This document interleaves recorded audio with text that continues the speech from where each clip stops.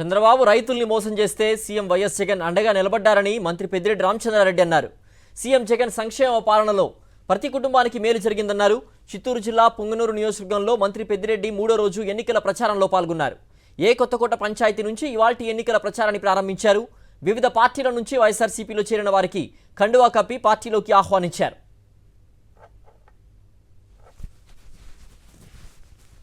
మనకి మంచి చేసిన వ్యక్తికి మనం మంచి చేయాలా లేదా? 5 సంవత్సరాలు ఆయన మనకు సేవలు అందించాడు. ఈరోజు ఆయన అడిగేది 2 ఓట్లు, పార్లమెంటుకు ఒకటి, శాసనసభకు ఒకటి. ఈ 2 ఓట్లు వేస్తే తప్పకుండా మళ్ళీ 5 సంవత్సరాలు మనకు ఇదే తరహాలో అన్ని సంక్షేమ పథకాలు కొనసాగుతాయి, అభివృద్ధి కార్యక్రమాలు కూడా కొనసాగుతాయని మీకు మనవి చేస్తూ ఉన్నాను. చంద్రబాబు నాయుడు చెప్పాడు 600 హామీలు, 100 పేజీల మేనిఫెస్టో 2014లో. ఏదైనా అమలు చేశాడా? ఒక్కటైనా అమలు చేశాడా? ఏది కూడా చేయలేదు. తిరిగి మళ్ళీ ఈరోజు కొత్త ఇవి ఇస్తా అని చెప్పి చెప్తా ఉన్నాడు. సూపర్ 6, సూపర్ 7 అని చెప్పి చెప్తా ఉన్నాడు.